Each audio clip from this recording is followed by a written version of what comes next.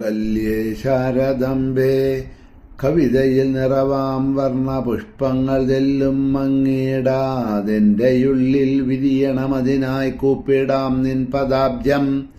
അംഗങ്ങൾക്കാഭചാർത്തും മലരുകൾ നിറയും ശ്രദ്ധരാശോഭയോടെ ഭംഗ്യാവന്നെന്റെ മുമ്പേ ഭഗവതി വിലസീടെപ്പോഴും സാനുകമ്പേ. ദേവീ ശരണം അമ്മേ. സുപ്രഭാതം, ശുഭദിനം. എല്ലാ ധന്യാത്മാക്കൾക്കും പുലർകാല വന്ദനം. ശ്രീമദ് ദേവി ഭാഗവത നിത്യപാരായണ പരമ്പരയുടെ ഇന്നത്തെ യജ്ഞവേദിയിലേക്ക് സുസ്വാഗതം. നവമസ്കന്ധം 48-ാമത്തെ അധ്യായം മനസാദേവി ഉപാഖ്യാനമാണ് പറഞ്ഞുകൊണ്ടുവരുന്നത്. തൻ്റെ മടിയിൽ കിടന്നുറങ്ങുന്ന ഭർത്താവായ ജരത്കാരുവിനെ സന്ധ്യാവന്ദനാദികൾ ചെയ്യാനായിക്കൊണ്ട് ത്രിസന്ധ്യാസമയത്ത് ഉറങ്ങുന്നത് പാപമാണല്ലോ എന്ന് വിചാരിച്ച് മനസാദേവി ഉണർത്തി. നിദ്രയിൽ നിന്നും തന്നെ ഉണർത്തിയ അവളോട് ക്രോധമാണ് ജരത്കാരു മുനിക്കുണ്ടായത് എന്ന് പറഞ്ഞു. ക്രോധമായിട്ടുള്ള മുനി അവളോട് ചോദിച്ചു, നല്ല നിദ്രയിൽ സുഖമായി ഉറങ്ങിക്കിടന്ന എന്നെ എന്തിനാണ് ഉണർത്തിയത്? ഭർത്താവിന് ഉപദ്രവമുണ്ടാക്കുന്നവരുടെ വ്രതാദികളെല്ലാം വ്യർത്ഥമാണ്. തപസ്സും ഉപവാസവും വ്രതവും ദാനാദികളും തുടങ്ങി എന്തെല്ലാം അവൾ ചെയ്തിട്ടുണ്ടോ അവയെല്ലാം ഭർത്താവിന് അപ്രിയം ചെയ്യുന്നവളെ സംബന്ധിച്ചിടത്തോളം നിഷ്ഫലമായിട്ട് ഭവിക്കും. പതിവ്രതകളുടെ വ്രതാനുഷ്ഠാനത്തിനു വേണ്ടി ഹരിയാണ് പതിരൂപം കൈകൊണ്ടിരിക്കുന്നത് മുതലായിട്ടുള്ള തത്വജ്ഞാനങ്ങളൊക്കെ അവൾക്ക് പറഞ്ഞു.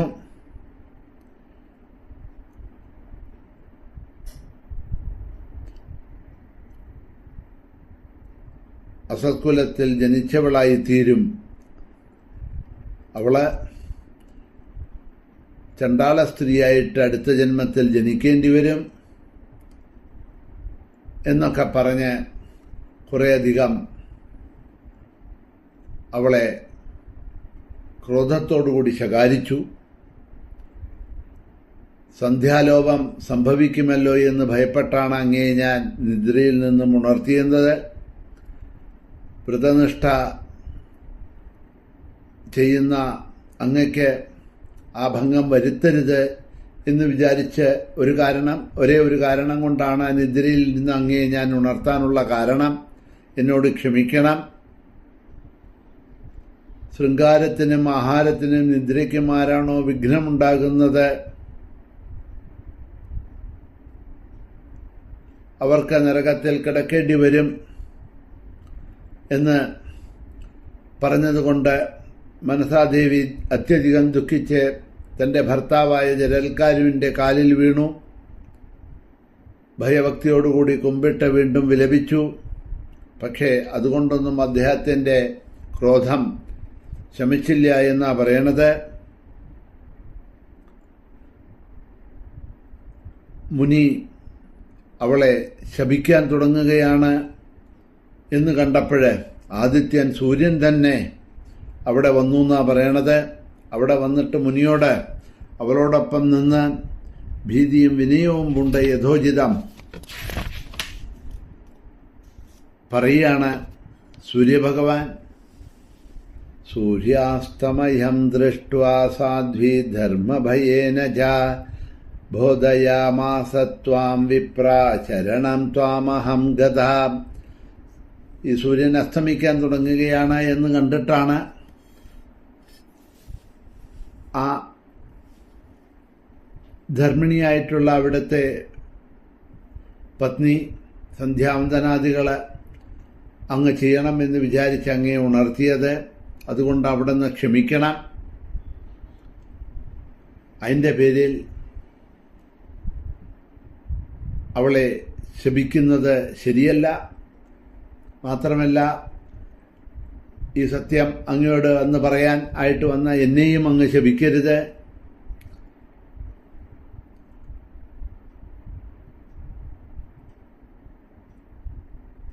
ബ്രാഹ്മണന്റെ ആശിസ്സും നേടി ആദിത്യൻ സ്വസ്ഥാനത്തേക്ക് പോയി. പ്രതിജ്ഞ പാലിക്കാനായി ആ വിപ്രൻ മാനസാദേവിയെ ഉപേക്ഷിച്ചു എന്നാ പറയണത്. കോപിഷ്ഠനായിട്ടുള്ള മുനി അവളെ ശപിച്ചില്ല എങ്കിലും ഇനി നന്നോടുകൂടി താമസിക്കില്ല എന്ന് പറഞ്ഞുകൊണ്ട് മനസാദേവിയെ ഉപേക്ഷിച്ചു പോയി എന്നാ പറയണത്. ജരത്കാരു ആദിത്യനെ ശപിച്ചില്ല.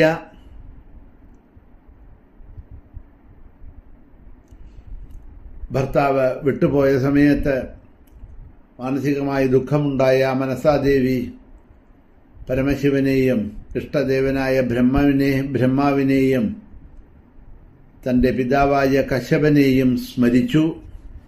സങ്കടത്തിൽപ്പെട്ട അവൾ വളരെ ദുഃഖിച്ചിരുന്നു. കൃഷ്ണനും ശംഭുവും അപ്പോഴേക്കും ഇതാ അവിടെ വന്നു. കശ്യപനും അവിടെ എത്തി.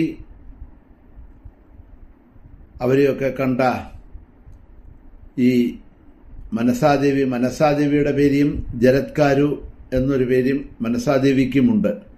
അപ്പോൾ ജരത്കാരു എന്ന പേര് മനസാദേവിക്കുമുണ്ട്. ഈ മനസാദേവിയുടെ പതി ഇപ്പോൾ ഉപേക്ഷിച്ചു പോയില്ലേ, അദ്ദേഹവും ജരത്കാരുവാണ്. അപ്പോൾ ഭാര്യയുടെ പേരും ജരത്കാരുവാണ്, ഭർത്താവിൻ്റെ പേരും ജരത്കാരുവാണ്. അവരെ മുമ്പിൽ കണ്ട ജരത്കാരു പരമഭക്തിയോടുകൂടി മനസാദേവി അവരെ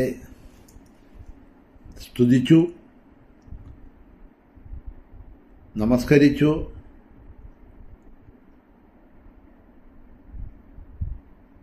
എന്താണ് വരാനുള്ള കാരണമെന്ന് ചോദിച്ചു. ധർമ്മിഷ്ഠയും ധർമ്മപത്നിയും സതിയുമായ മനസ്സയെ പരിത്യജിക്കണമെങ്കിൽ സ്ത്രീധർമ്മം പാലിക്കുന്നതിനു വേണ്ടി ഇവളിൽ പുത്രോൽപത്തി നടത്തണം. ഭാര്യയിൽ സന്താനത്തെ ജനിപ്പിച്ചിട്ട് പിന്നെ വേണമെങ്കിൽ അങ്ങക്ക് ഇവളെ വിട്ടു പോകാം എന്നാണ് വന്ന ശംഭുവും കശ്യപനും ബ്രഹ്മാവുമെല്ലാം മനസാദേവിയുടെ പതിയായ ജരത്കാരുവിനെ മുനിയെ ഉപദേശിച്ചത്. അതായത് ധർമ്മിഷ്ഠയായ പതിവ്രതയായ ഒരു പത്നിക്ക് സന്താനലാഭം കൊടുക്കുക എന്നുള്ളത് ഒരു ഭർത്താവിൻ്റെ പതിയുടെ ഒരു ചെയ്യേണ്ട ഒരു ധർമ്മമാണ്. ഇപ്പോൾ അബലയായിട്ട് അവളെ ഉപേക്ഷിച്ച് പോവുക എന്നുള്ളത് അത് ധർമ്മമല്ല.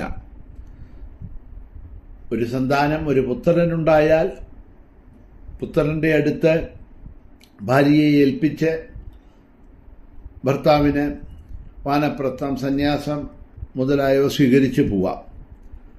അതല്ലാതെ കണ്ട് ആരോരുമില്ലാതെ കണ്ട് ധർമ്മപത്നിയായിരിക്കുന്ന ഭാര്യയെ ഉപേക്ഷിച്ചിട്ട് പോവുക എന്നുള്ളത് ധർമ്മമല്ല. ആ ധർമ്മത്തിനെയാണ് ഇവിടെ എത്തിച്ചേർന്ന മൂന്നുപേരും, മഹാദേവനും ബ്രഹ്മാവും കശ്യപനും ജരത്കാരുവിനോട് പറഞ്ഞത്. എന്നിട്ട് അവരുടെ വാക്യങ്ങൾ കേട്ടു. അവളുടെ വാക്യങ്ങൾ കേട്ട ജരത്കാരു അതിന് സമ്മതിച്ചു. അങ്ങനെ ഈ ജരത്കാരു മഹർഷി മനസാദേവിയുടെ നാഭിയെ സ്പർശിച്ചു എന്നാണ് പറയണത്. എന്നിട്ട് അദ്ദേഹം പറഞ്ഞു, നിനക്ക് ഇതിൽ നിന്നും ഒരു ഗർഭം നീ ധരിക്കും. ഈ ഗർഭത്തിൽ നിനക്കൊരു പുത്രനുണ്ടാകും. അവൻ ജിതേന്ദ്രിയന്മാരിൽ അതിശ്രേഷ്ഠനും ധാർമ്മികനും ബ്രാഹ്മണ ഉത്തമനും തേജസ്വിയും തപസ്വിയും യശസ്വിയും പല പല ഗുണങ്ങളുള്ളവനുമൊക്കെ ആയിത്തീരും. വേദജ്ഞന്മാരിൽ വേദജ്ഞനായിരിക്കും, ധാർമ്മികനായിരിക്കും. അവൻ ഈ നമ്മളുടെ കുലത്തെ ഉദ്ധരിക്കും. പിതൃക്കളെല്ലാം അവൻ ജനിക്കുന്ന മാത്രയിൽ സന്തോഷത്തോടെ അവരെല്ലാം സ്വീകരിക്കും എന്നെല്ലാം അവളെ ആശ്വസിപ്പിച്ചു എന്ന് പറയാണ്. പിന്നീട് ബാക്കി വരുന്ന ഭാഗങ്ങളെ നമുക്ക് നാളെ അവലോകനം ചെയ്തു കൊണ്ടുപോകാം. ഇന്ന് സമയം കഴിഞ്ഞതുകൊണ്ട് ഇവിടെ തന്നെ നിർത്തുന്നു. മഹാദേവ്യൈ നമഃ.